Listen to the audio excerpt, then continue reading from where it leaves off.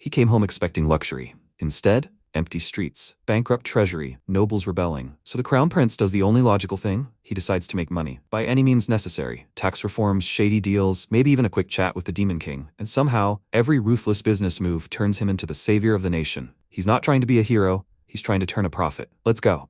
The story begins with MC thinking that the world revolves around money, be it a person or a thing. If someone has money, they can afford it. He is the prince of the Jurgen kingdom. He sharpened his sword and studied hard. This allowed him to take a place as the second student at the Empire's highest academy. All this is to lift the country out of poverty. He dropped his bag in surprise, fell to his knees and asked, "Is this supposed to be a lie? Is this really the Jurgen kingdom? After 10 years, it turned into this?" He thought with a sad expression that he was told that his father was sick and he hurried back to his country. But if he had to go somewhere else, he would still return home. Were they attacked? Come to think of it, the continent's largest power, the Mignus Empire, is located in the north. In the south is the demon kingdom of Tirlisto. However, if it is an empire, then they have already been conquered. If it's a demon kingdom, it's hard to regulate their damage. However, there are many territories controlled by tribes in the east and west of their kingdom. If they were attacked by another state, it's strange that the nobles don't report it. He noticed an old man walking down the street, apologized, and asked if he could ask him something. He approached him and said that he returned to the city after 10 years. What happened here anyway? The old man said that the reason for the decline was the aristocracy. He asked, moreover,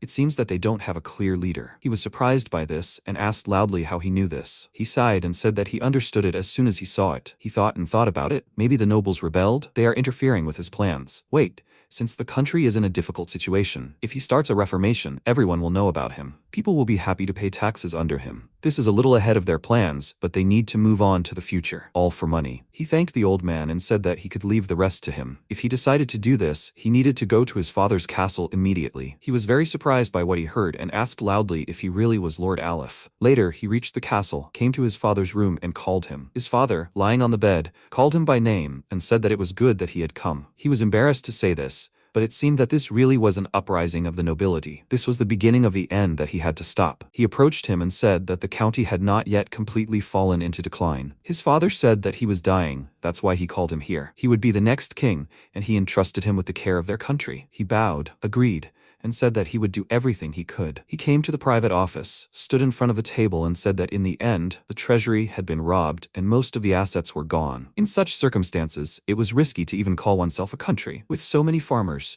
it's impossible to cover their own food supply. There's only one man named Ignat. He thought that speaking of him, he's one of the 3 great men defending the kingdom of Jurgen. They say he can stand against 1,000 soldiers alone. However, where is he even now? He also needs to raise funds. Securing human resources and food is their top priority right now. Later, the protagonist walked down the city street and thought that after all, there are still a few shops that aren't closed. If there are no merchants, then there's no money to get into the treasury. At least they should keep the merchants that are still left. He entered the shop and asked how things were going. The merchant turned around and asked what he needed. He was busy closing the shop right now. He introduced himself and said that from that day on, he was taking control of the country. He emptied the jewels from his bag onto the table and asked if he was selling this item. The merchant agreed, and he asked, "Isn't it good? It's a precious item with a royal pattern, right? They need it to rebuild their country. That's why he doesn't regret it." He apologized and said that they should get back to preparing resources. Is he leaving this country now? He agreed with a confused tone and said that they, merchants, are people who strive for greater profit. He said with a calm expression that then he is calm. They would stay in a place where they can get money. He will take care of it. He called the prince with a puzzled look and said that however, if the country is in such a state, he didn't have time to finish because he leaned towards him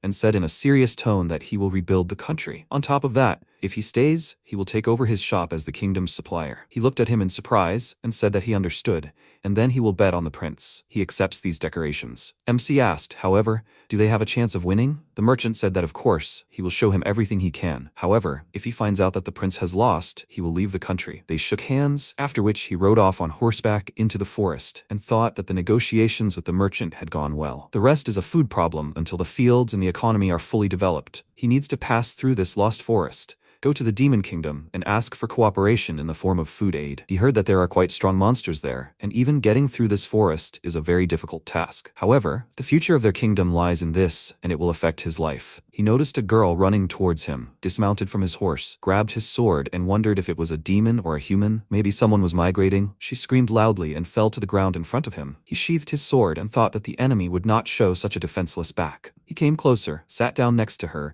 and asked if she was okay. She agreed and said that everything seemed fine. Only the Demon King's army was there. He thought with a calm expression that it was clear that she was being chased by demons. He didn't know who this girl was and why they were chasing her, but he thought she knew where to go in the forest. He introduced himself as the Prince of the Jurgen Kingdom and asked if she was running away from the Demon Kingdom. How about moving in with him? She asked if that was okay. He said that compared to the problems his country was facing, her problems were nothing. He just didn't have enough people. It seemed like she knew a safe route to the Demon Kingdom. She asked loudly in a worried tone why he needed to go to the Demon Kingdom. Maybe he wanted to hand her over? He said that he would need to discuss something with the Demon King. They would talk about her too so that she wouldn't get into trouble. She asked if he could do it. He said that he had no choice but to do it because the country had no way to survive. She said that it seemed like he was being forced into something similar too. He will really help her, right? He said that she doesn't have to worry. He will follow through on what he said once. She understood him and said that she will help him. Instead, she asks him to protect her. Her name is Sharo Tilisto. She is the daughter of the current Demon Lord Randalberto. Nice to meet you. He agreed and thought, is she really the daughter of the current Demon King? She asked. This is really puzzling, isn't it?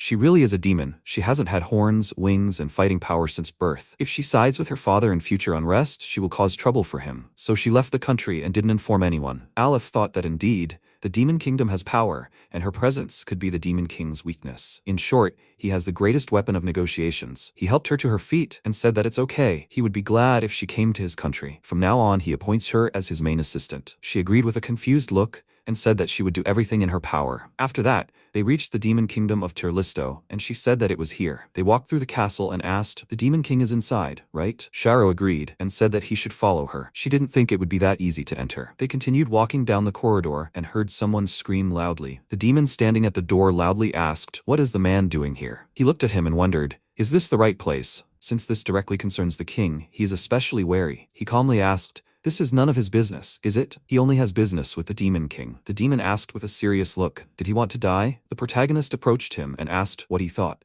Is it good to treat the consul of a foreign country like this? Do they want war? He stood in front of him, and with an evil grin, said that they would not lose, so they could declare wars as much as they wanted. She stood between them and said loudly that they should stop arguing. She called Jagger and said that he should let them through. They had business with her father. He wanted to object to something, but he called him and said that he had warned him. Is it okay for him to disobey the princess's order? She said in a worried tone that it was her order. He said with a displeased expression that he would, however, keep an eye on him. He arrogantly did not object, but he clicked his tongue and opened the door that was behind him. They went inside. The Demon King Randalberto, sitting on the throne, asked what they needed. Maybe he came to fight him? MC denied it, introduced himself and said that he was the consul from the Kingdom of Jurgen. He came to establish friendship between their countries. He said, with a little surprise, that people want to be friends with them. He's interesting things. Yagra called out loudly to his master and said that he didn't have to talk to this person. He didn't have time to finish because he ordered him to be silent. He looked at him and asked, so what are his true intentions? An alliance with demons could turn several nations into his enemies. What will he do about it? He said that first he would like to ask something. He hired Sharo as his assistant and wanted to ask to be allowed to start with this information. He was very surprised by this, but still held back his anger and said that he would forgive him this time. But the first of the demons would not live in the human country. He denied it and said that she was the one who was very worried about life in the demon realm. He only extended his hand to her. He was shocked by this, called her and asked if it was true. She agreed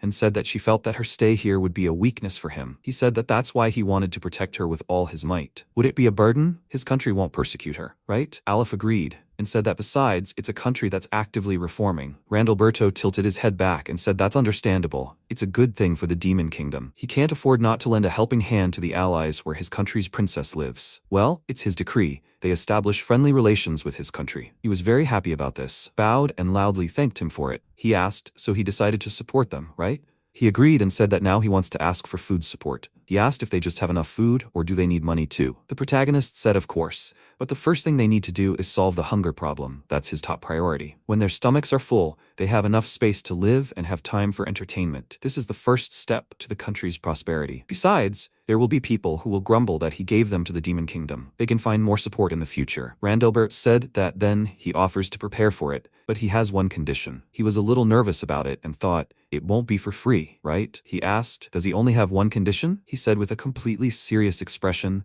that sometimes he will come to his country and eat with his daughter. If he does not eat with her, he will not be able to cheer up. He said with a confused look that he does not mind if he needs it. After that, he got up from the throne, went to him, shook his hand, and said that he will do everything in his power. He agreed, and he pointed his finger to the side and said that he will send Jagger as a diplomat until the supplies are ready. He can use him as they please. He was shocked by this, but fell silent when the king looked at him. MC thought that this was the beginning of the reconstruction of the kingdom of Jurgen and the beginning of his new luxurious life. After some time, in the west of the kingdom, the nobleman Jarno asked loudly in his estate in surprise, "Did he come to an agreement with the Demon King?" His servant said that this was news from their informants in the capital. Their information is rarely far from the truth. He hopes that all their nobles are not repressed at once. Their forces will not last even a couple of days against the demon army. He said loudly that they need to find a hero who will thwart the demon's plans. At the same time, Aleph sat down on a chair, sighed, and said that he was very tired. Sharo was cleaning his office and said that he clearly overdid it. If her father had been in a bad mood, he could have killed him. By the way, he talked to a lot of people along the way. What did they talk about?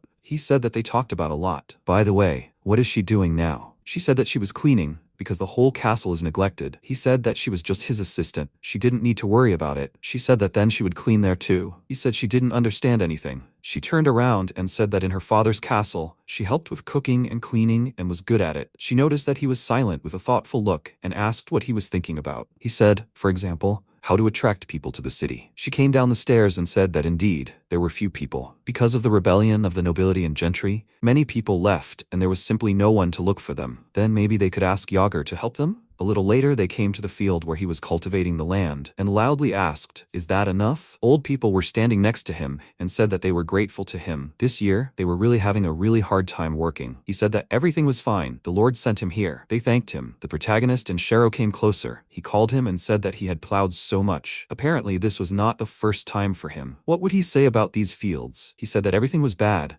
The soil was almost completely depleted. All the farming tools were falling apart, and there were no people left. Even if he helped them, they still couldn't plow all the land. He asked what was the best thing to do in this situation. He said, with a serious expression, that it was very simple. He should give money. It wouldn't become fertile right away, but it could be fertilized slowly. Also, to increase the efficiency of the work, they vitally needed proper tools. He thought with a slightly upset look that he would still have to spend money, although he understood this anyway. He said that he should make a list of what would be needed. They would update it when possible. He agreed to this, and the old people standing nearby asked in surprise, "Is he serious?" He turned to them and asked if he had said anything strange. They denied it and said that they had never even thought that things could take such a turn. He said with a friendly smile that now was the time for them all to unite for the sake of rebuilding their own country. For now, he was dealing with land issues, so there was nothing to worry about. He became indignant about this and loudly said that he was from the Demon Kingdom after all. He turned to him and said that his king himself had told him that he could use him however he wanted. So, is it really possible to harvest the fields 3 times a year? Yagra calmed down and said that with the climate of this country, it was possible in principle,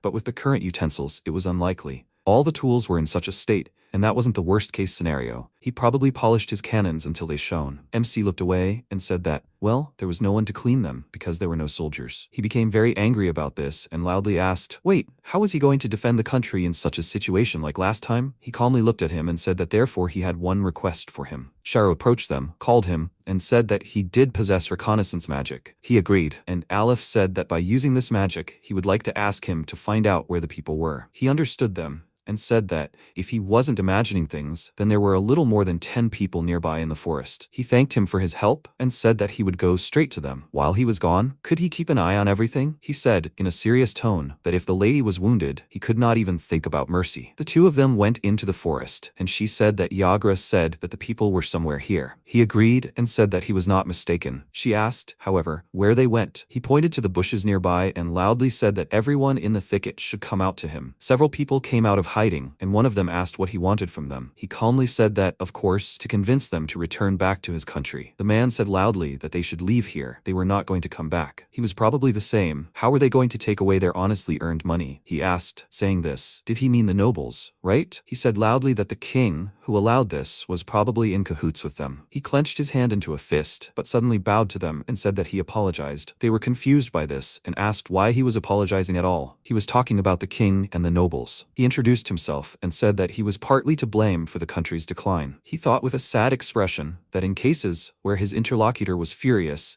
this was a reasonable method. A one-time bow didn't require money. They recognized him, and he said that although his kingdom had caused them so much inconvenience, he would guarantee them a normal life in the future and provide work. They would also have no problem with food. They could contact him with any questions at any time. How do they like these conditions? It's still better than engaging in robberies in the forests. What do they think? They thought it over and still agreed to return to the city. They shook hands, and he thought that it was ready. Now he had fresh labor. At the same time, in his estate, Yarno laughed with a grin and said that a good man had gathered. Apparently, word of the operation against the Demon King had spread very well. They will give the squad leader 100 gold coins. He must promise them this. He must bring them the very weapons and equipment from the capital, the ones they tried to sell and couldn't get for a single coin. His servant agreed, saying that although the swords were battered, by giving them to them, he was expressing his intentions. These were not hidden intentions. After some time, the protagonist stood in the warehouse and said with a thoughtful look that it was terrible. The men he led out of the forest put on soldier armor. One of them called him and asked what had happened. He said that although he thought the warehouses would be robbed,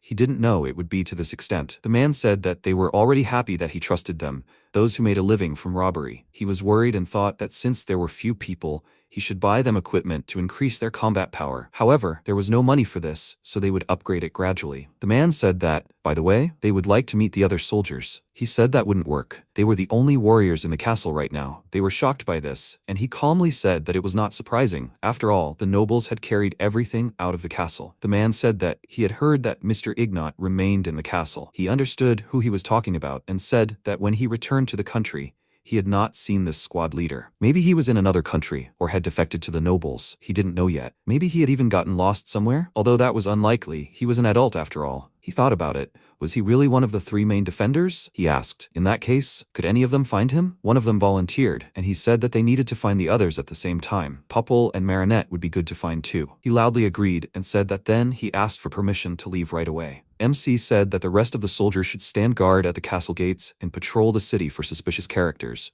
The soldiers agreed. He looked away and asked, "They used to be farmers, right?" The men agreed, and he said that he would like to entrust them with work on the land. They should follow him. They came to the field.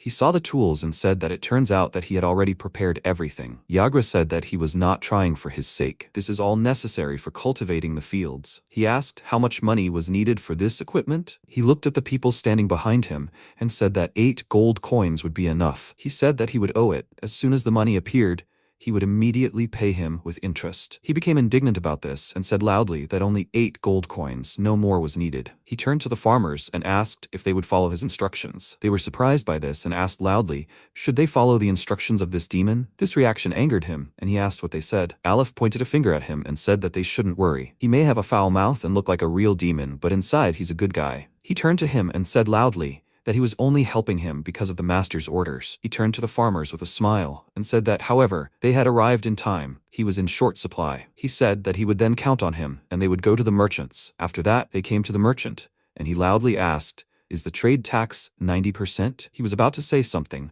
and the merchant agreed and said that the nobleman who collected the tax had gathered them all and reported that it had become impossible to conduct business, so many had packed their things and left. He asked who exactly he was talking about. He said that he meant Lord Jarno. Now he had to return to his estate. He thought with a surprised expression on his face that he had robbed everything he could and fled to his own. This is because of whom he has to deal with everything. He clenched his fist in anger, and the merchant called out to him. He calmed down and said that he could ignore him and should listen to him. From now on, the trade tax will not be collected, but a land tax will be introduced. Could he tell his circle about this? He was surprised by this and asked loudly, "Is he absolutely sure?" Usually each person has their own tax rate, which is not usually discussed. He said that he didn't care. Merchants will obviously go where it is more profitable to work, right?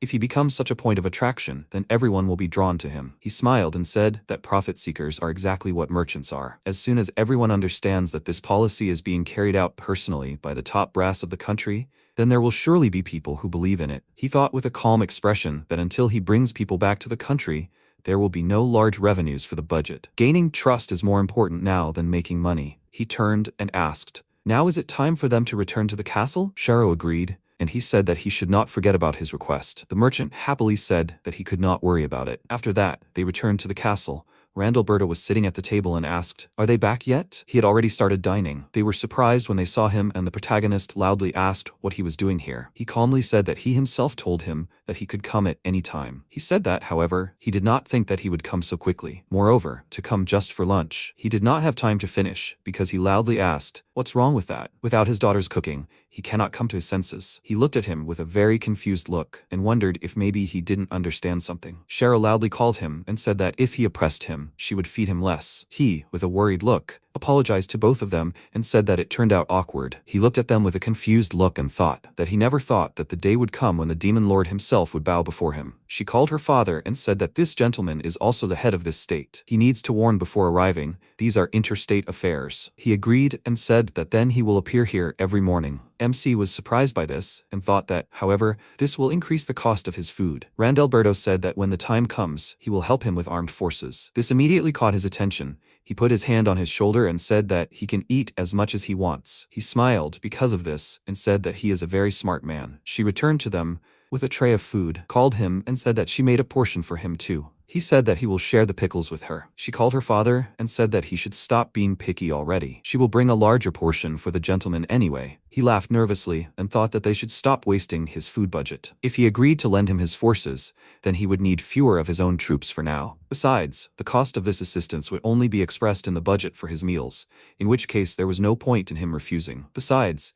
it would be better if there were more peaceful situations like this. A few days later, someone ran into Aleph's office, called out to him loudly, and said that a whole crowd of people with worn swords was there. He said with a calm expression that they had finally arrived. Sharo asked, "So he knows them?" He stood up from his chair, denied it, and said that he didn't know who they were exactly, but he knew the one who sent them here, and that it was Jarno. On the way back from her father's kingdom, he spread a rumor that their king had made a deal with the Demon King. However, they have nothing to worry about, because he is quite a miser. He also clearly doesn't understand that challenging someone costs a lot. They walked down the corridor together, and he said that he had also sent him, just in time, such a scarce human resource. He didn't even know whether to be happy about it. She said that, however, they had come here to fight. He could defeat them, right? He agreed and said that, however, he would not use weapons. They came to the city gates and one of the soldiers asked loudly, "Are the demons here?" The protagonist asked how he could see a demon in him. He is the prince of this kingdom. And who are they? They understand, right? That their rebellion against him means a rebellion against the state. They will lose their heads for treason. They were confused by what they heard and said that they were not rebelling against the state. They simply learned that the Demon King had shown up here and had come to get rid of him. He said that he praised them for their efforts, but fortunately, he was not here. By the way, were they going to fight against the main demon in such rags? Are they even in their right minds? Weren't they warned about anything? One of the knights said that his honor had prepared this for them. He said with a serious expression that it turns out they were used as cannon fodder. By the way, they have money problems, right? Then they can stay in this city, and he will help them live here to the fullest. At least they will have food and a roof over their heads. They considered this proposal, bowed before him, and loudly declared that they would remain to live in this city. After that, they came to the hall. He listened to their story and asked. Popol went over to Jarno. He was talking about the former chief of staff of the army. The knight agreed, and Sharo said that he was famous for his incomprehensible cunning. The protagonist, with a thoughtful look, said that such an overly careless attack was a very strange move for him. He thought that he needed more information. At the same time, Popol sat down on a chair and asked, "I wonder if Ignat managed to meet the prince." She doubted it. What should they talk about without the prince? No matter how long he was there, he will be fine, right? A servant called her and said that Mr. Jarno wanted to meet her. She came to his office, knocked, and he called her and said that she could come in. She entered, and with a calm expression on her face, asked what he wanted. He said that this damned son of Jurgen is rather stubborn. He wants her to lead an army and destroy his kingdom. She asked, "Does this mean he wants to become king?" He said he doesn't want to become king. It's too much trouble. However, the kingdom has allied itself with demons. They can't ignore it, can they? He will give her about 100 men. If she destroys the kingdom along with them, then he can continue to remain a humble nobleman. She looked around and wondered, did he call that humble? He said that, by the way, he heard that the former knight commander she was looking for is still in that kingdom. I think his name is Ignat, right? If they destroy the kingdom and return to his lands together, he will reward them generously. What will she say about that? She said that there aren't really that many people, but it's okay. With 100 men, they will do something that will surprise him, so that will do, right? He looked at her with an evil grin and said that he was counting on her. She left the office, and he laughed and said that if she didn't even notice that he was hiding here, then she wouldn't be ready for him. The guy standing in his office asked, she wouldn't expect him to be deceived by her own allies, right? He would go and hide among the soldiers and watch what was happening. He agreed and said that he was counting on him. At the same time, MC was walking through the streets of the kingdom and said that if Popol had joined the enemy, then they needed to strengthen their troops as soon as possible. For now, he suggests buying as much good equipment as possible. He peeked around the corner and asked if anyone was here. A merchant passing by agreed and asked what was going on. He turned to him and asked in surprise what that huge cargo was. He said that he sells it to other merchants. Now they are earning more and more money. It's all thanks to his policies. Sharo was happy to hear this, and he got down from the cart, handed over the documents, and said that he should take a look at this. This is a list of merchants who want to come here. He was surprised by this and said that all the guilds they belonged to were here, a list of the goods they sold. He said with a smile that if he liked anyone, he would go and talk to that merchant. He thanked him and said that it would really help him. He asked, so what can he do for him today? Aleph explained this, after which he put on the armor and said that it was heavier than he thought. The merchant said that this armor cost about 60 silver coins. He stood in front of him and said that it was quite expensive. He showed him the sword and said that this one costs 40 silver coins. He considered this also expensive and thought that just the equipment for one person cost a gold coin in total. He took off his helmet and asked if they couldn't get enough for 5 people for 2 gold coins. The merchant said that was too much. He would do his best for the master. However, even then, with 2 gold coins, it would only be enough for 3. He looked at him and thought that he had only given up 1 piece of equipment, but in any case, he needed to maintain his business. He agreed to this and said that then he should deliver 3 sets of equipment to the castle. The merchant agreed and asked, however, they still didn't have enough equipment. Maybe they should try consulting with Jagger? He turned around and called Sharo. She also put on armor and said with a worried look that she couldn't move. They went outside and she said that she was glad. How good it was that they had acquired armor. He agreed and with a worried look, thought that since they didn't have enough equipment, they would have to train the soldiers themselves. At the same time, they couldn't arrange that either. They don't have money to create a training base or hire instructors. What should they do? Suddenly, they both heard a loud scream and it caught their attention. They came to the field, where Jagra loudly told the workers that they should work harder. The fertilizer needs to be distributed more evenly. He hopes that he doesn't mean to say that he's already exhausted. He needs to train more. He should go wash himself and rest under a tree. The next morning, they were walking through the forest with the soldiers, and he said that he needed to work in the field. He was about to say something about this, but realized something and said that he actually had a task from the overlord. The protagonist said that he could boss him around as he wanted. Now will he listen to him? He became indignant about this and said loudly that he was definitely distorting his words. By the way, why does he have to patrol the outskirts of the castle, and with such incompetent people? He thought that this is exactly what he wanted to do from the very beginning. He said with a thoughtful look that if he remembered correctly, soldiers used to patrol even those areas that were far from the road. He ordered the existing soldiers to patrol the area around the castle and eliminate any dangers. If he entrusted command to him, the soldiers would be able to learn something new. He asked loudly in a dissatisfied tone why he had chosen him. He said that it was because he and Sharo did not know how to fight. Yagra asked him to wait and asked if he really thought that the lady was weaker than a human. He turned to her and asked if that was not true. She was surprised by this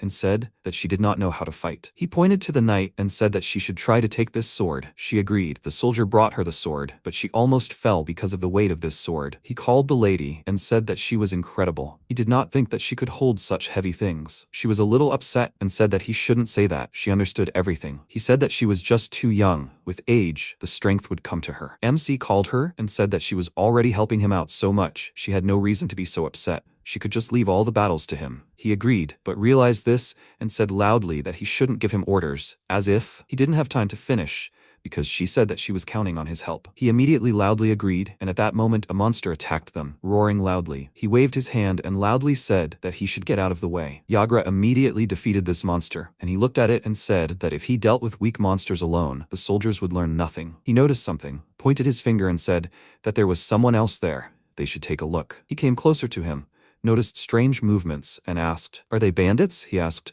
He's not even going to hide his presence? Are you so confident in your skills? He would fight him himself, and the soldiers should guard these two. They agreed, and Aleph thought that he would like to lure this man to his side. He said loudly that he just shouldn't kill him. He turned to him and said loudly that he shouldn't talk nonsense. Judging by the aura, this is a strong man. Most likely, he will have to kill him. He said loudly that this is the point. What if he wants to go over to their side? Then his only task would be to work in the field. He nevertheless agreed, went further and said loudly that he could rely on him. He would definitely catch him. At that moment, a man jumped on him, hit him with his fist, but he noticed it, blocked it, and said that he was really strong. The man looked to the side, noticed the blue bandage, and it really caught his attention. The naked man looked at the protagonist and called him sir. He was surprised when he saw him and said that he was, after all, the former captain of the knights, Ignat. Yagra asked loudly in a displeased tone why he was naked. He remembered this and said that it was hot outside, so he accidentally threw off his clothes. He probably would have wanted to undress himself. He was about to agree with him, but he got angry and loudly said that he should not change the subject. He concentrated magic in his hand and loudly said that he had defiled the eyes of the mistress, so he must die. He looked at him with a smirk, loudly called out to the master and said that he should step aside.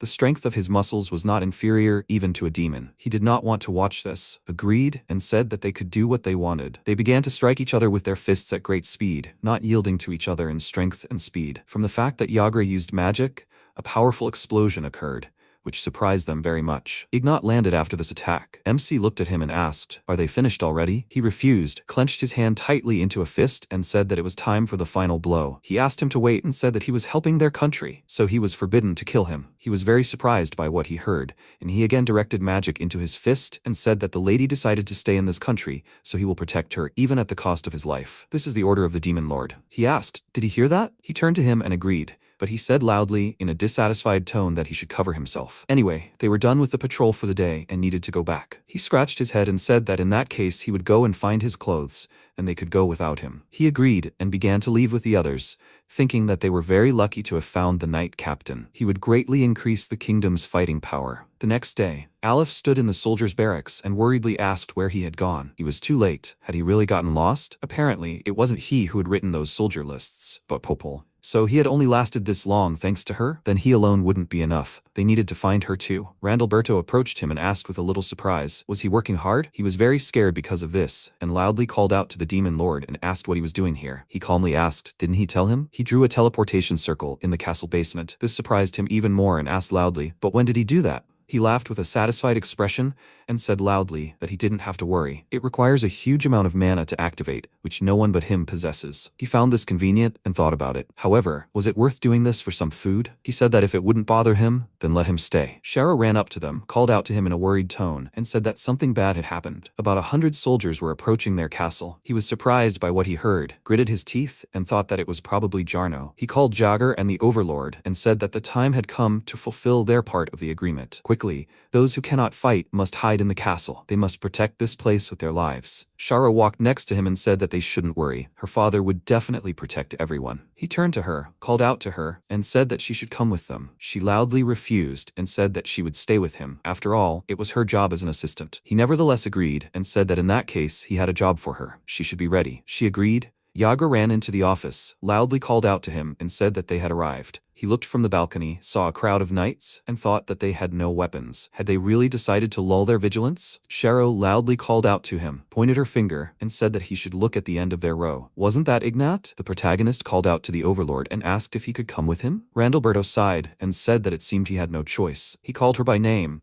and asked if she wanted to go with them. He walked down the corridor and asked where they were going. He looked at him and thought that he seemed to be starting to understand his train of thought. The three of them went outside to a crowd of soldiers. He called out to Ignat and asked why he was standing with the enemy troops. Had he decided to sell them out? He called out to the prince with a worried look and said that honestly, he was wandering around to find some animal and skin it. Popol patted him and said that he was not a very good negotiator. He looked at them with a surprised expression and asked if this was really his child. She denied it, gave her name and said that she was the former chief of staff of this kingdom. He asked with a thoughtful look, was she the one who did the paperwork for him? Why did she bring all these people here? She said that they said he was short of workers, so she managed to convince the nobles to send people to him. Earlier, when she was walking along the road with her soldiers, she said that with such a number of people, they could definitely rescue the prince. She heard screams, turned around, ran to the soldiers, and loudly asked what was going on there. Ignat and Popol noticed each other, and she was very embarrassed when she saw that he was naked. She loudly asked why he was naked at all. He apologized and said that he was just looking for clothes. She said that she would give him the cloth so he should cover his bottom. He wrapped the cloth around himself and asked, by the way, what was she doing here? She pointed her finger at him and said in a displeased tone that she had told him that the nobles had betrayed Jurgen and plundered the entire treasury, so she decided to deceive them and return the people to the kingdom. However, at that time, he had to send a letter to the prince asking him to return home. Where is the master now? He remembered this, and she said that his head seemed to be completely empty. What would he do without her? He said that, however, the master had already returned to Jurgen. She said that in that case they should meet him as soon as possible. He looked at the soldiers and asked who they were. She said that they were her comrades who were unhappy with the noble's policies. He apologized and said that he had hit a couple of guys. She said with a slightly displeased tone that that was what that sound was. He said that, however, since she was nearby, he no longer had anything to worry about. Finally, for the first time in a long time, he would return to the castle. His words caught her attention, and she asked, "Then where was he before?" He laughed and said that, to be honest, he got lost on the way. While he was running around, he accidentally bumped into her. How lucky, right? She said that it looked like he would really be lost without her. He asked her for forgiveness with a carefree expression on his face, and Popol blushed because of it. They went to the castle and said that he shouldn't think that she was doing this for his sake. She just wanted to meet the prince as soon as possible. He walked alongside and said that that was good too. She told him this and said that they were here now too. MC wondered what it meant. She found out about the problem and decided to help him. He said that then he was appointing her as chief of staff and Ignat's right hand. She was very surprised by this and asked if he was sure about that. After all, she had already let his father down once. He said that she had returned because she cared about this country. Besides, she had brought 100 people with her. It was his job to evaluate such merits. Randalbert said in a dissatisfied tone that it looked like he had come in vain. He turned to him, apologized, and said that he had started to panic prematurely. She was very surprised when she saw him and asked loudly if they were really his allies. She was a little embarrassed and addressed him more respectfully, and he laughed and said that she didn't need to speak so formally. He called her and Ignat and said that he was counting on them. The next day in the conference room, Aleph placed a map on the table and said that they should first discuss the famine problem. Thanks to the people Popol brought, they now have significantly more farmers, so sooner or later the problem will resolve itself. Besides, they have few artisans. She said that it would be easiest to start production from scratch, but they don't have time for that. Perhaps they should ask the demon race for help? He said that demons don't use weapons, so they have few blacksmiths. She said that the only thing left is the empire. They could become a bridge between the countries. He agreed and said that for now, however, it would be a more one-sided relationship. The remaining people would work as soldiers. Could he take over their training? Ignat,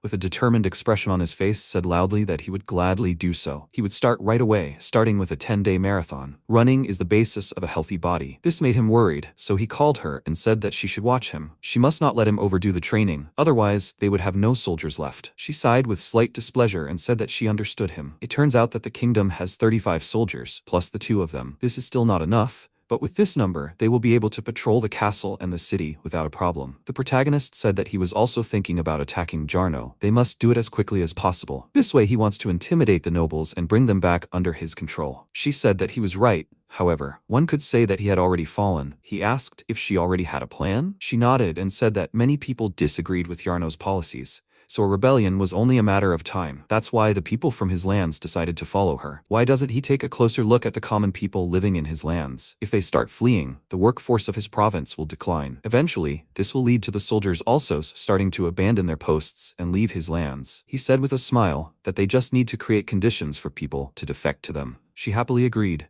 and Ignat looked at them and asked if they were finished yet. She turned around. They began to leave, and she said that if that was the case, then with his permission, she would visit his majesty. They would go together. She needed to apologize to the king. They left the hall, and Sharo asked the lord if he would go with them. He calmly said that it wouldn't make things any easier for his father, and besides, they wouldn't have any more money. Their main task is to raise the kingdom from this state. She asked, when everything calms down, he will be able to visit him. He said with a little confusion that most likely it is so. She, with a joyful expression on her face, said that in that case they should make every effort to restore the country's situation. A little later, Popol and Ignat came out of the king's room, and he said that his health, to put it mildly, is not very good. She, with a worried look, agreed, and said that the country began to collapse because it was too reckless. Therefore, she will make every effort and return it to its former greatness. He looked at her with a smile and said that he would also try. She looked ahead, noticed the prince. He approached them and asked if they had already visited his father. She agreed and said that they were just about to start work. He said that was excellent. Can they go with them to the negotiating hall? She asked if someone had come to see them. Sharo agreed and said that it was the ambassador from the Mignist Empire. Popol asked what this person looked like. She said with a little embarrassment that she was very beautiful.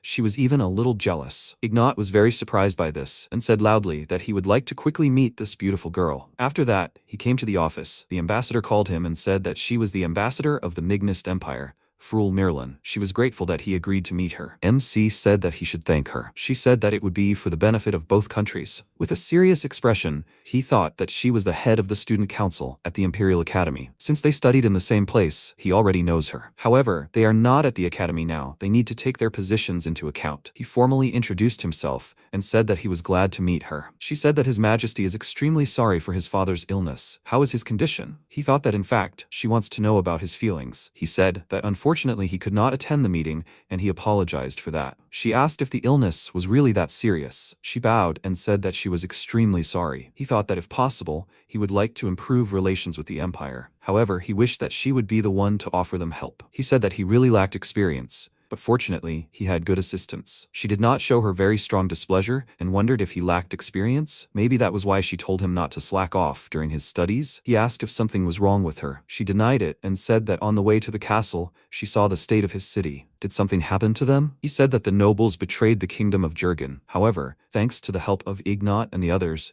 they were able to get back on track. She asked if it was true, even in the absence of the sage Marinette. He thought, is that what she wanted to talk about? She held the position of head of the Jurgen squad of mages. She was so powerful that other countries feared their kingdom. She wanted them to abandon her. Aleph said that they were having a hard time without her. However, at the moment, they did not have the people to organize a search for her. Fruel, with a friendly look, said that if he wished, they could help with this. He asked if she had something in mind. She denied it and said that how could he know? The Jurgen kingdom and the Empire had formed an alliance to fight the Demon Lord. Wasn't it natural to help an ally when they found themselves in a difficult situation? Popol approached him, poked him in the shoulder, and quietly said that he had better agree. He needn't worry. Shara was a worthy replacement for her. He agreed, and in that case asked to accept this offer. However, he would like to ask her to send them not only a search party, but also blacksmiths. Fruel took out a scroll and said that she would do as he wished. She handed it to him and asked if he could sign it. He looked at it with a slightly nervous smile and wondered, so they had guessed everything from the very beginning? The Empire undertakes to send people to the kingdom of Jurgen to help rebuild the state.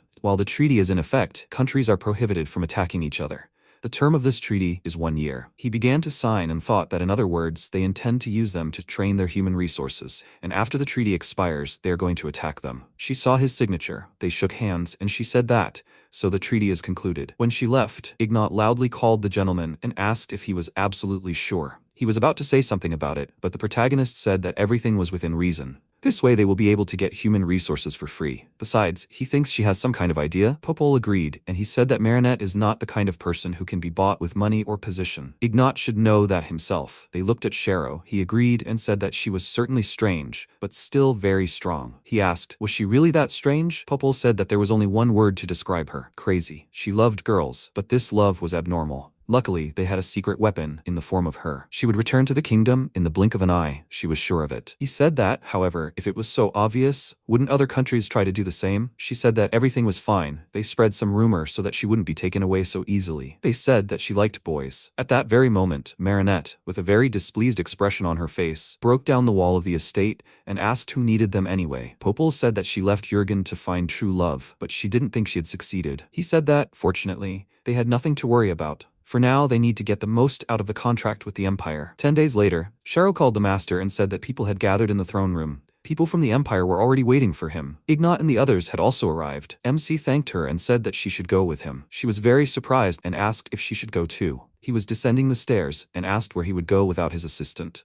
She agreed with him and asked, however, how she could help. His bodyguard was Ignat, and Popol solves difficult issues. So why does he need her? He turned to her and said that she was doing enough. For example, she had prepared the meeting in the throne room. Besides, they were able to establish friendly relations with the demons only thanks to her. She wanted to object, but he asked if she thought this was not enough. Then why not learn something new? Thanks to his support, she was glad and said that he was right. That's what she would do. After that, the two of them came to the throne, and he noticed that a number of people were staring at them. He turned to them and said that he was grateful for their presence. He introduced himself and said that he was the temporary leader of this country. Their contract would last for a week, and he was counting on their assistance. The people bowed before him and said that everything would be as he wished. He said that they would now move on to the distribution. The first man in the row raised his hand and said he had one request. Ignat was angry, and Popol patted him on the shoulder and asked him to calm down. Aleph allowed him to speak, and the man said that before, in the Empire, they worked in the Adventurers Guild. All of them were rank B or higher. If possible, they would like to continue their adventurer activities. He thought about the Adventurers Guild. Initially, adventurers were engaged in exploring new territories and eliminating dangers. But now they take on any convenient order. If they build an Adventurers Guild, they will increase the influx of money. However, this also means that people will be able to freely pass through their country. At some point, the truth about Marinette's fetishes may come to light and fall into the hands of the Empire. To prevent this, he would like to appoint one of his close associates as the guild leader. Yagra is working in the fields, and Ignat is busy with the soldiers. He looked at Popol, and she said that first they need to find someone capable of taking the post of guild leader. Maybe he should appoint Sharo to this position? He called her, and she was very surprised by this, and said that, however, she was not fit for this post. She said that it was not a difficult job. She just needed to thank the adventurers for the work they did. The protagonist said that besides, they needed to build a tavern, and she was a good cook. He wanted to entrust this job to someone he could trust. Could she handle it? She plucked up her courage, agreed, and said that she would take over the guild work. Later, when the tavern was built, many people came there, to whom she delivered orders. She looked at the adventurers and said that he had gotten hurt again. He should wait. She would bring bandages now. The adventurer asked her not to worry and asked how it could be otherwise.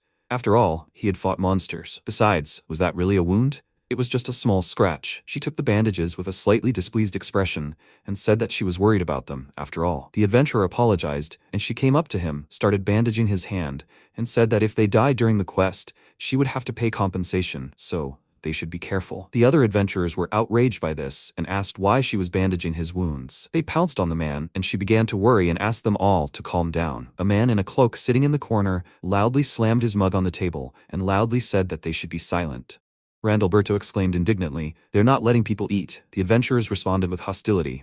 "Is he asking for trouble?" Sharo looked at her father, upset. When the man threw back his hood, everyone present exclaimed in surprise. "A demon? He has horns." Randalberto grinned and said, "They think he's an ordinary demon? Fine, he'll fight them." Everyone grabbed their weapons, and at that moment, Sharo jumped into the middle and asked everyone to stop. Everyone present stopped, and one of the adventurers said, "This is bad." The Demon King approached his daughter, shielded her with his body, and with his magical skill, destroyed his rival's weapons. Their swords simply crumbled to pieces. The adventurers looked back and forth in confusion. Randalberto turned his head to them and asked, "No one has a holy sword?" "Yeah, they're no match for him." He asked his daughter if she was okay. She had nothing to fear anymore. Sharo clenched her fists and angrily told her father. She told him she'd throw him if he made a mess. The adventurers were surprised to hear the girl address the stranger. Randalberto answered her, but he was doing it all for her, she said in a sharp tone, then let him sit quietly and not bother her. After that, the girl turned to the adventurers and apologized for the trouble her father had caused them. The men sheepishly retorted, no, she should forgive them, that's how it is with demons. When the meaning of what had happened dawned on them,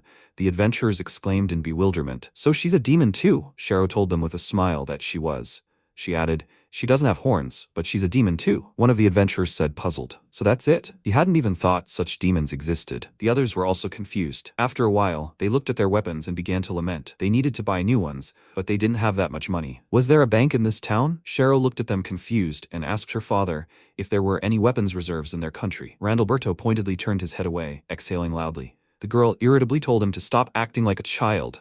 He should learn to take responsibility for his actions. If he helped her, she would cook him something to eat. The Demon King gloomily asked her, "Is that true? Then there is something in his palace. Let them all wait here." With that, he left. One of the adventurers remarked in surprise, "He said in his palace?" He turned to Sharo and asked her, "Who is her father?" The girl simply answered that her father was a demon lord. So what? Their amazement knew no bounds. Wow, so Charo saved their lives? But she did subdue the Demon King. Does that mean she's stronger than him? A couple of days later, Marinette showed up at the establishment. Noticing Charo, she happily said, "Good, silver hair, just the way she likes it, a petite body, a hard-working personality. She's perfect." The adventurer sitting at the table with her chuckled and said, "Of course. But he's advising her to give up. This girl, the daughter of a demon lord. One wrong word and she's finished." Marinette chuckled and noticed, "Wow, that's even more interesting." The adventurer asked her in bewilderment, can she even hear him? At that moment, Charo stood by the request board and, reading the requests, said, in her opinion, this quest is for a B rank, and this one is for an A rank. Marinette, looking at her affectionately, said how lucky she was. She loves girls who work hard. At that moment, Charo, sensing her gaze, turned to her and asked if she was okay. Marinette sheepishly apologized, saying she simply had a chronic illness. The girl anxiously asked her again, an illness? She would call her a doctor right away. Marinette told her that there was no need to do that. She had healing magic herself. Getting up from the table, she waved her hands and said, "Bam, and done." Charo exclaimed admiringly, "Wow, she's simply incredible, but she can't use magic." Marinette smiled widely and said, "Yes, she should praise her more." Charo remarked that she hadn't seen her here before. Had she come for a drink, or perhaps for a task? Marinette answered with a smile. She had come for a drink, but upon seeing her, she thought that maybe she could help her. Charo thanked her and said how lucky they were that she was a healer. She could become an excellent doctor and help people suffering from lower back pain. Would she mind registering? Marinette sang out, Okay, she agreed. Truth be told, she had come to admire her, but oh well. Sharo asked her name and place of birth. The girl told her full name, and, out of the corner of her eye, noticed how the adventurers tensed when she said it. She smiled and introduced herself as Marie. The girl realized her mistake. As soon as the adventurers heard her name, they jumped. These men are looking for her. Yeah, it won't be easy. The adventurers, hearing her correct her name, relaxed and continued their carousing. A short time later, Sharo gave her license, told her she could raise her rank by completing the quest, and wished her luck. Marinette approached her, took Sharo by the chin, brought her face close, and said, "That's good. If anything bothered her, let her come to her. She'd always be happy to help." After all, they were both girls. Sharo, confused by Marinette's behavior, looked at her in surprise, then thanked the girl with a smile, who seemed to be in a state of euphoria. Perplexed, Sharo asked her if she was sure she could complete the task. A couple of days later, the protagonist, walking down the corridor, noticed a dark aura emanating from behind the columns. Marinette and Yagra looked at each other with irritation, ready to clash at any moment. The protagonist, surprised, exclaimed, "What's going on here?" A few hours before Aleph stumbled upon Yagra and Marinette, the following happened. Yagra, in the field, crouched down and sighed, saying, "The beds are finally ready." All that remained was to plant the seeds and water them. The workers working with him told him it was time to leave. The demon told them, "All right, let them rest properly. Tomorrow he'll be driving them like slaves." When the workers left, he exclaimed irritably, "Why is he even working for this country? He's the demon lord's assistant." But those were his orders. At that moment, Ignat approached him, greeted him, and asked if he was having any health problems. Perhaps he should return to the demons then? Yagra was indignant. No way. The demon lord had sent him here. What did he want here? Ignat said, "Too bad. It would have been much more comfortable here." Sharo asked for something. An excellent healer had appeared in the Adventurers Guild, so if anyone got hurt, they could go there. Yagra muttered a report back to him, adding that they should check out what kind of healer this is. If anything happens to Sharo, the Overlord will skin them alive. Ignat told him he'd go with him. His soldiers often get injured during training. I wonder how long that healer works. When they left together, the villagers looked at them in amazement.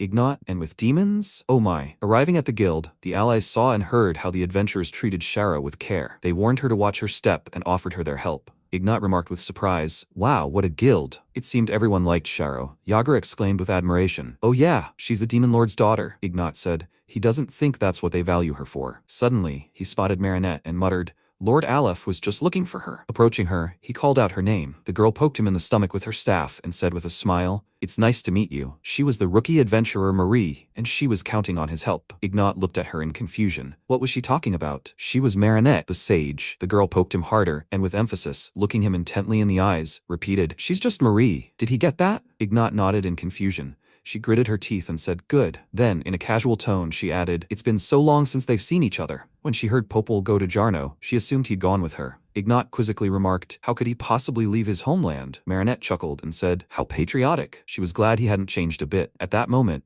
Yagra called out to him and told him to stop chatting. They needed to go find a healer. Marinette asked the guy gloomily, "Who is this? Can she kill him?" Yagra came closer and told her irritably, "She's asking for trouble. If she wants, they can leave." Ignat intervened in their argument and told the demon to stop talking like that, or he'd regret it. Marinette replied with a wicked grin, "Yagra wants a fight? That's great." At that moment, Sharo approached them and asked them not to fight. She looked so agitated that the opponents immediately calmed down. Marinette told her with a smile, "They're not fighting, they just want to practice." Yagra asked her in a disgruntled tone, "Who was it that wanted to kill him?" Marinette turned sharply to him, grabbed his hand, and shook it so hard that tears of pain welled up in his eyes. With a sweet smile, the girl asked him if he could please stop talking nonsense. She wouldn't forgive him if Sharo was disappointed in her. They weren't arguing, were they? Yagra said sheepishly, "Yes, that's true. He would never cause Sharo any trouble." The demon lord's daughter exhaled and smiled. So it was a friendly squabble? Were they really dating? Marinette and Yagra looked at her in surprise and pulled away from each other. Once outside, they stood facing each other. MC caught them there. Ignat briefly gave him the backstory and added, "He can see the rest for himself." Aleph told them to stop this immediately. Marinette answered him irritably, "Why should she leave?" "Well, let Yagra go."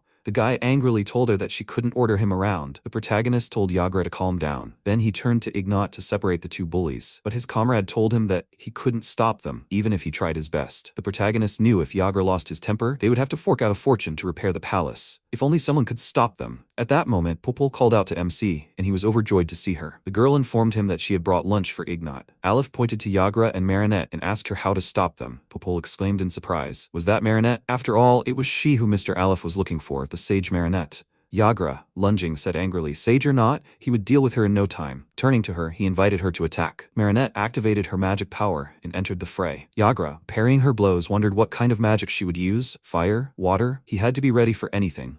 The opponents attacked each other. She touched him with her staff, and Yagra seemed to be thrown into the air, flying back with such force that he slammed into the ground, crashed through the wall, and flew beyond it. The protagonist exclaimed in confusion, "What, with just a stuff?" Marinette sighed, and as if nothing had happened, said, "She thinks they've determined the winner." The protagonist, astonished, remarked, "This is Marinette the sage? Aren't sages supposed to use magic?" Popol answered him calmly, and she did. Ignat rushed to Yagra, asking him how he was. Meanwhile, Marinette asked permission to take her leave. She was about to leave, but the protagonist stopped her, asking irritably what she wanted done with the wall. Let her fix it since she'd made a mess. She snorted contemptuously and said how petty he was. MC thought about how quickly she agreed, so she could fix it with magic, as expected from a sage. Marinette activated her magic power, created a stone circle, and threw it into the hole in the wall, half closing it. Aleph wondered, confused, what was going on. She sighed, folded her arms, and said, "Well, how?" She closed the hole, just as they'd agreed. The protagonist thought irritably, where? How petty she was. He asked Popol if she was really a sage. The girl told him, "Sage is a title given for using the most powerful magic in this world." However, this magic was somewhat different from what he imagined. He asked her, puzzled, what she meant. Popol continued, "Marinette is the most skilled mage in the field of body enhancement and healing. As he could see, she could easily carry heavy stones." The protagonist thought, I see. He expected something different, but a sage is a sage. Regardless, the main thing was to win her over. Popol warned him it would be better not to tell her what he was thinking. MC approached Marinette, addressed her by name, and said that it was simply unbelievable.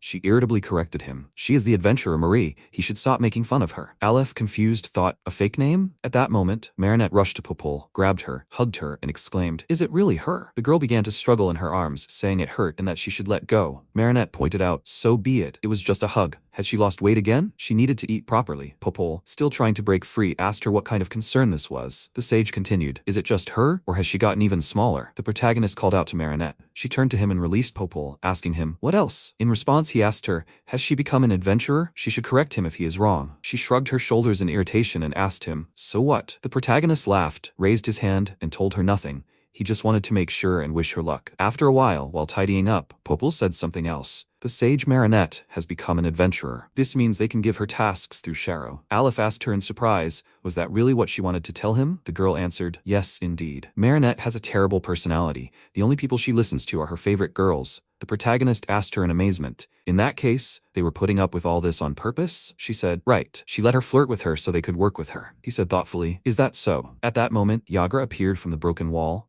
cursing and asking everyone where that crazy woman had gone. The protagonist asked him if he was awake. After defeating him, she went back to the guild. The guy asked regretfully, did he really lose to her? Lately, all he'd done was mess around on the field, so he hadn't trained at all. He turned decisively to the MC and told him he would ask the Overlord for time for combat training, and he would go there right now. The protagonist led him to the palace basement. Jagra asked him in confusion, what were they doing here? The protagonist calmly answered, he'll understand everything now. A rustling sound was heard from the side, and Jagra exclaimed in surprise, Overlord, what is he doing in such a filthy place? Let him wait, he'll get this room looking good right now. Randalberto stopped him, telling him not to worry. He added that he was willing to go through anything for the sake of lunch with Sharo. MC thought, after all, he had chosen where to place the teleportation circle. The Demon King asked, more importantly, why were they waiting for him in this place? Jagra said with embarrassment. It pained him to admit it, but he wasn't strong enough to follow his orders. Let him train. Randalberto asked Aleph if he really lacked strength. The protagonist replied, not really. The Overlord said, as he thought, Jagra's combat prowess was astounding. He also possessed impressive knowledge. Wouldn't the absence of such a warrior bother him? The protagonist replied that they could use some extra hands, but the Jurgen farmers had accumulated enough experience. He didn't think Jagger needed to come every day. He'd be content with him dropping in every now and then. The Overlord chuckled and told Jagger,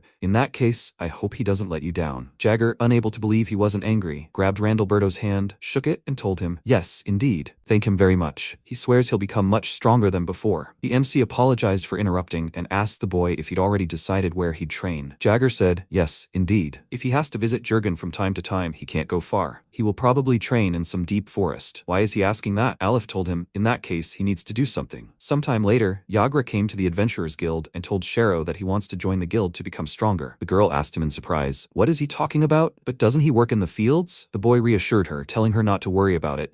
He'd already discussed it with Aleph and the Overlord. Sharo said, I see. In that case, let him follow her. The adventurers in the guild began whispering. It seemed a demon wanted to join them. Is that normal? Although Sharo is a demon too. They need to act according to the situation. Yagra turned to them and told the girl that it was a bit noisy here. Perhaps he should calm them down? Sharo told him that this wasn't right.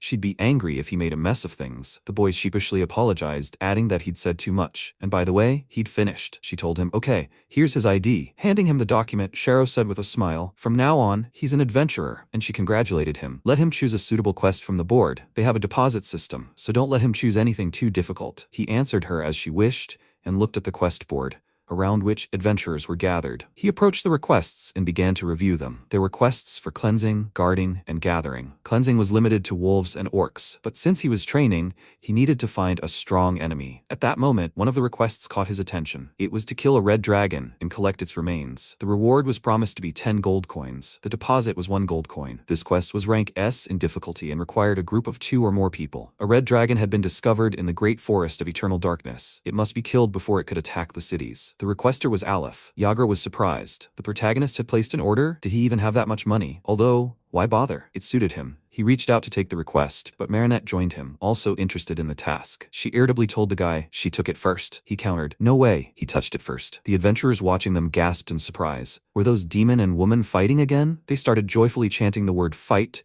and placing bets on their opponents. Sharo screamed at the top of her lungs. They'd made a mess again. Yagra, confused, apologized to her, and Marinette told her, but she took it first. Sharo, reading the request, was outraged. A red dragon? They're complete rookies. They're only F rank. Why are they acting so recklessly? They need to raise their rank to take on difficult quests.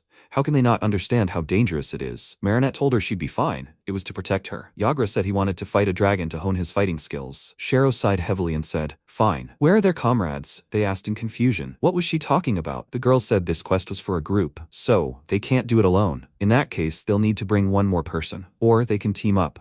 The rivals cried out in unison. What did she just say? Yagra was indignant. He couldn't work with her. Marinette told her she didn't want to work with anyone but her. She wouldn't protect him. Sharo turned to Yagra sadly and told him, that's how it is. Her father had said he expected a lot from him, and Marinette had told her she could rely on her at any moment. The rivals glanced at each other, then at Sharo, with hidden irritation, and resigned themselves to the situation. Marinette said, there's nothing to be done. It's a difficult task. Yagra even put an arm around Marinette's shoulders for Sharo's sake and said they'd figure something out. The girl clapped her hands with joy and exclaimed, that's great. They're such good friends. She'll prepare a contract for them right now. With these words, she joyfully ran to the counter. Yagra indignantly told her they're not friends, but Sharo didn't even hear him. After a while, the protagonist, sipping tea, thought with a smile, Marinette and Yagra have become adventurers. Everything is going even better than he thought. Meanwhile, in Jarno's domain, the owner of the estate himself laughed maliciously and told his assistants, they're probably going crazy right now because of the dragon's appearance. One of the assistants made a surprised sound. Jarno asked him, what's wrong? The boy, confused, replied, no, nothing. He thought the owner had ordered soldiers to defeat the dragon. Jarno became angry and shouted at him, you idiot! It was all to anger the monster. He sighed and said, fine, what about the taxes? Did they raise them? The assistants answered, yes, sir. Everything is as he ordered. A fee of 1 gold coin was introduced for entry into his domain, while exiting would cost people 10 gold coins. Jarno exclaimed, excellent. One of his assistants asked him if he was sure of his decision. This could cause discontent among many people. Jarno looked at him irritably and remarked, what do you think he needs soldiers for? If someone revolts, let them simply take all their property. The young man answered, as their master commands. The nobleman muttered, even his soldiers couldn't kill the dragon, so it would definitely be too much for Aleph. After these words, he laughed maliciously and nastily. Sometime later, Yagra and Marinette were leaving on a mission. The young man said, looking around, and yet, why did the dragon suddenly become so enraged? It doesn't attack people until they attack it. Marinette answered him, as if someone had disturbed him. She was about to add something else, but at that moment, a low growl came from behind the bushes, and the girl, clenching her fist, said that if he came any closer, she would hit him. A monster jumped out at her. Marinette met it with a powerful blow and tossed the monster over to Yagra, who finished it off with his bare hands as well. After that, he told her, yes, she was as strong as a monster. However, that's why he wanted to get ahead of her. Marinette answered him irritably. She would never give in to someone like him. Suddenly, at that moment, a terrible roar was heard, and the allies became wary. Yagra, confused, asked if that was the roar of a dragon. Marinette commanded him to follow her. After walking a little, they saw the dead bodies of soldiers. Yagra remarked in surprise,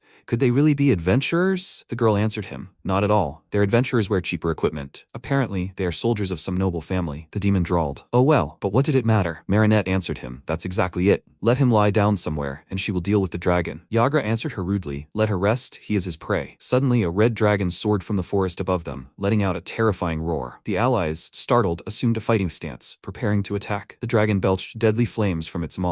The allies dodged its strike. Yagra activated his body enhancement, and in a leap, activated his magical power, struck the enemy. Marinette attacked him from the other side, and the dragon, curled up, flew downward. The allies settled on different branches of a nearby tree. Yagra exclaimed in surprise, "Deflated already?" The girl answered him, "It's a dragon. He'll never die from 2 blows." The enemy, landing on the ground, exhaled angrily and looked at his enemies. The demon said, "Excellent. He just needed a sparring partner." At that moment, the dragon soared upward again, activated its mighty power, and unleashed a column of flame at the enemy. Yagra activated his defense, but Marinette, calling him an idiot, shouted at him that it wouldn't save him from the flames. The girl activated her defense and extended it to Yagra. The dragon began attacking them from above, his flaming blows devastating, but Marinette's protective barrier withstood all his attacks. The girl noticed that he was attacking again. Yagra, waiting for the right moment, shouted at the enemy to choke on his own attack. With these words, he leaped out of the barrier, activated his body enhancement, and in midair, delivered a fatal blow to the enemy's head. The enemy let out a bewildered cry and began to fall like a stone. It was clear he was finished. The demon said in surprise, "It seems they've sorted out the mess." Marinette shouted at him indignantly, "He wants to go to the other world? He shouldn't act so recklessly again." Yagra apologized to her, adding that she had helped him out greatly. The girl, with feigned indifference, replied that if he died, Shara would be upset. She had saved him only because of that. The demon asked her what to do with the dragon. She said he killed it, so he should carry it. The boy looked at the enormous enemy and said, "Really?" Sighing, he grabbed the dragon by the tail, slung it over his shoulder and pulled it along, reassuring himself that this was part of the training. That evening, Shara invited Marinette upstairs with her. The girl exclaimed sheepishly, "Does she really want to be alone with her?"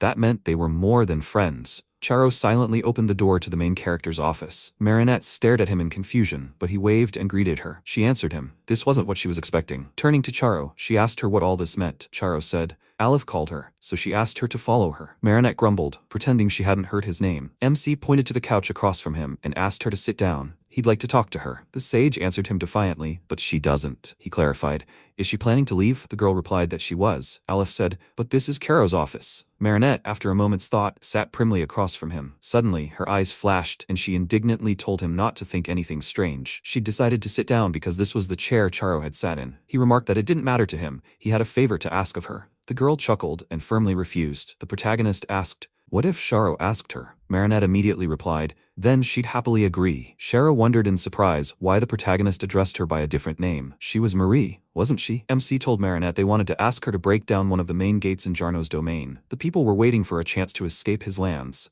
but because of a new tax, they couldn't get through the main gate. He wanted her to make a new path for them. The girl thought for a moment, then asked about the reward. He laughed and said, "Everything is ready." After some time, she and Popol set out on the mission. Popol asked indignantly, "But why her?" Marinette laughed sheepishly and told her they had no choice. The protagonist had told her he would appoint Popol as her guide as a reward. The girl replied that she truly knew better than anyone how the people in Jarno's domain lived, but going there with her was something else. Marinette remarked, was she also happy? Suddenly, Popol said, "They've arrived. Here are the gates." The girls looked ahead and to the sides, assessing the situation, then glanced at the gate, and Popol told Marinette that from now on she had to follow her orders. The sage exclaimed, "She will not fail her. For starters, they will break down this gate." Popol barely managed to stop her, grabbing her by the belt, and indignantly told her, "They cannot simply damage other people's property." Marinette said touchingly, she hugged her. "And anyway, she does not have to be shy." Popol answered her irritably, "No way. Let her wait for her here. If she moves even one step, she will be in trouble." Marinette answered her sarcastically, "She will punish her? Then, she will take even 1,000,000 steps." Popol exclaimed irritably, "She will never speak to her again." The sage answered her conciliatorily,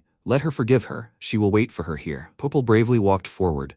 A guard stood at the gate and told her not to move. What was she doing here? The girl thought, perhaps he didn't know her, so maybe she had a chance. Popol looked confused and said she just wanted to get home. The guard asked her if she was lost. The thing was, they were currently operating under strict rules. She needed to pay 1 gold coin. Did she understand that? Popol realized there was no point in arguing at this rate.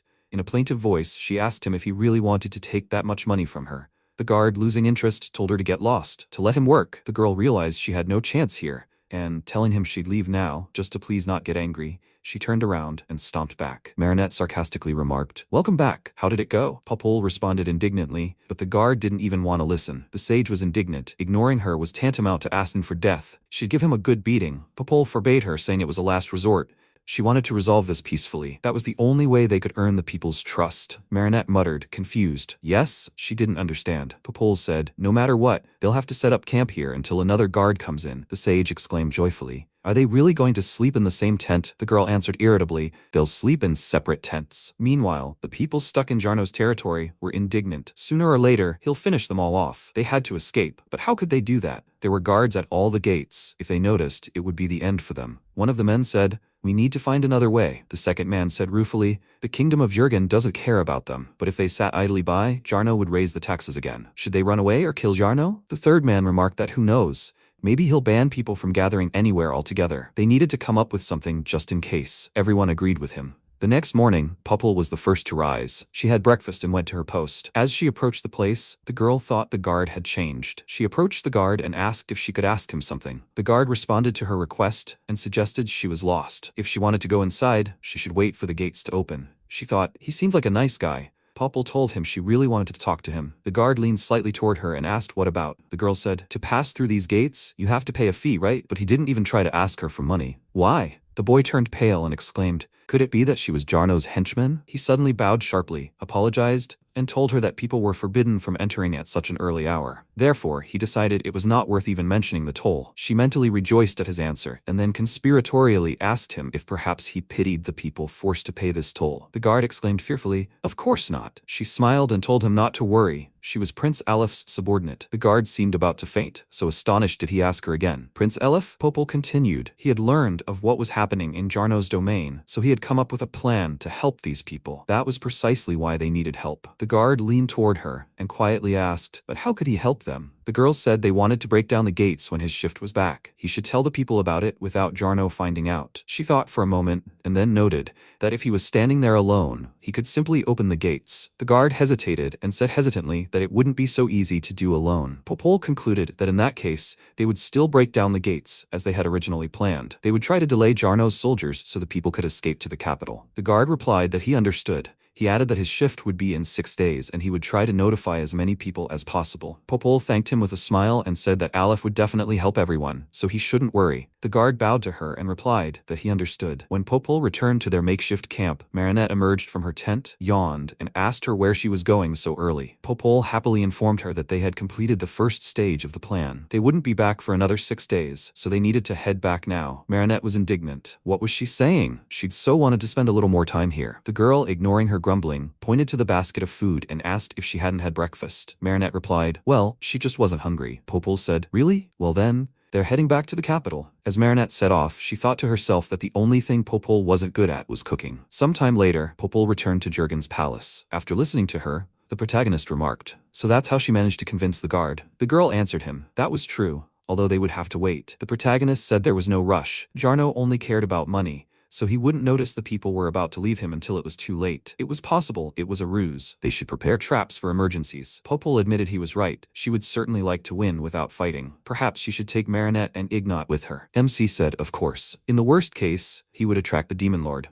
The girl answered him. She was counting on him. However, their forces would be sufficient. Aleph spoke with concern. The enemy army numbered over 100 soldiers. They couldn't die. Popol assured him that no one would die. But they had to prepare. He asked them to be careful. When Popol left, he muttered, for now, we can help the guild. Looking in, he saw Sharo looking sad about something. The protagonist approached her and asked her what had happened. She told him she'd heard a rumor that they were planning to destroy the gates in Jarno's lands. Was he sure it was worth the risk? The protagonist told her she had to pay a tax to pass through the gates. But Jarno was literally robbing his subjects. They didn't even have the money to leave the city. Perhaps there were those among his people planning a rebellion, but he doubted he'd let them do so. The girl acknowledged he was right. But what if someone got hurt? He told her that meant the workforce would be reduced. Basically, a huge number of refugees would arrive, and it would become very crowded. Sharo, smiling, noted that she understood him. The girl added that the guild was short-staffed, so she would be happy. Aleph said thoughtfully, all that remains is to build new shelters and prepare provisions. There's so much work to do. The next day, the allies began preparations. Ignat, digging a hole, muttered indignantly, what's the point? This is the main road leading to the capital.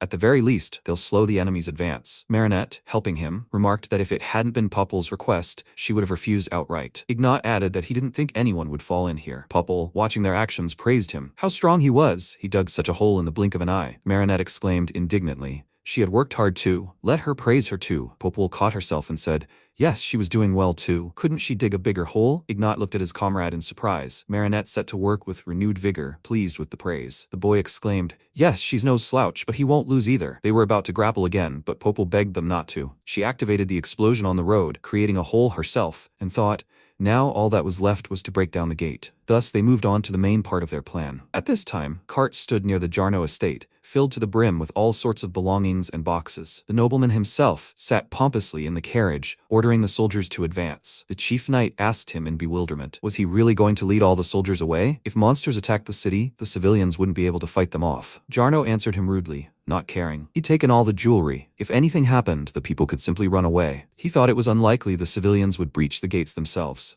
They'd seek outside help. Most likely it would be Prince Aleph. Ever since his return, he'd been incurring nothing but losses. He had to weaken him before he did anything else. The nobleman shouted loudly to his warriors. Jurgen's soldiers would be defeated in an instant. Aleph would regret ever tangling with him. A couple of hours later, Jarno yelled at the soldiers. How slow! They had to move faster. They even called themselves soldiers? They wanted him to cut their pay? Make them move faster. The commander of the soldiers, confused, informed him there was a hole in their path. The nobleman angrily waved his sword out the window and shouted at him not to disobey him. If he disobeyed, he would kill him. Suddenly, he let out a startled sound, as if an unknown force had pushed his carriage and his guards into the pit. The other soldiers looked on in panic. The commander anxiously shouted the nobleman's name, adding, he told them there was a hole here. Jarno, hysterical and shrill, screamed at him to get him out quickly.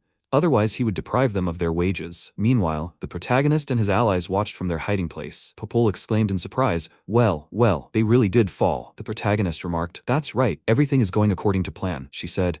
Embarrassed. How can that nobleman curse? Did the soldiers really do something wrong? MC laughed. No, that's not true. He simply couldn't believe they'd fallen for their trap. They had to take advantage of the situation, play the villains, and intimidate the soldiers. Popol told him she understood. Shero admiringly told Aleph, his warlike look suits him so well, it's just great. Popol excitedly said, now's the perfect time to cause some mischief. At that moment, Marinette grabbed her in a hug and delightedly said, she who's trying to play the villain is so cute. The girl indignantly told her to leave her alone. The sage began to defend herself, but she was so cute. Popol irritatedly replied, she's not cute at all. The protagonist looked at Marinette with a displeased expression. Popol told her, she was trying to make a scary face. They need to intimidate them. Marinette chuckled and clarified, is that her face scary? The girl said to her, offended, fine, let her continue. At that moment, the sage hurled her magical strike at the soldiers, which, simply exploding in its trajectory, struck the ground, causing a crack. When the smoke from the attack cleared, she said in surprise, it looks like that idiot hasn't climbed out of the pit yet. Nothing wrong with throwing trash into a pit, right? The soldiers looked at their opponents in horror. The protagonist said, he feels so sorry for the soldiers. Popol laughed. He told her, by the way, Marinette isn't listening to him, so let her tell her herself. The girl answered, fine, and asked the sage for a minute. When Marinette looked at her, the girl asked her to tell the soldiers that they were willing to pity anyone who voluntarily surrendered, but those who remained on Jarno's side would die with him. When Marinette voiced their proposal to the soldiers, they hesitated. What should they do? At that moment, the nobleman, trying to climb out of the pit, shouted at his guards to get out of his way. He turned to the soldiers and shouted at them to get him out of here, and then he would raise their salaries. The protagonist told him that he was only thinking about himself again. He thought money was the answer in this situation. Jarno exclaimed in surprise. He was Prince Aleph, wasn't he? So the pit was his doing? The MC smirked and answered him, something like that. Jarno shouted, he's just a coward. The protagonist retorted, was he the one to talk about this? He turned to the soldiers and asked them if they really intended to continue serving Jarno. Had he ever repaid them for their honest service? Should they continue following his orders? If they defected, he would treat them properly. The nobleman, realizing he had lost, angrily shouted at him to shut his mouth. He's the hand that feeds them. Without him, they won't last another day. The protagonist sighed and told the soldiers that if they truly wished to die, then let them stay with Jarno. In that case, Marinette would bury them alive along with their master. The nobleman turned to Popol in despair and asked her where her gratitude was. The girl looked at him indifferently and said, he's always looked down on her. The soldier commander, Jarno, raised his hand and declared, he's leaving for Jurgen. The soldiers hesitated for a second, then also expressed a desire to follow their commander. The nobleman turned green with anger and despair. Popol told the soldiers, good. In that case, they'll throw them a rope now. Ignat threw it to them, and the soldiers began to climb out of the pit. The protagonist told Jarno, and only he remained. The nobleman sighed angrily and loudly, declaring that he had lost and was asking for help. After pulling him out, the protagonist tied the man up and told him that, as ruler of the lands granted by his father, he had done nothing but terrorize his people. What were his motives? Jarno, turning his head to the side,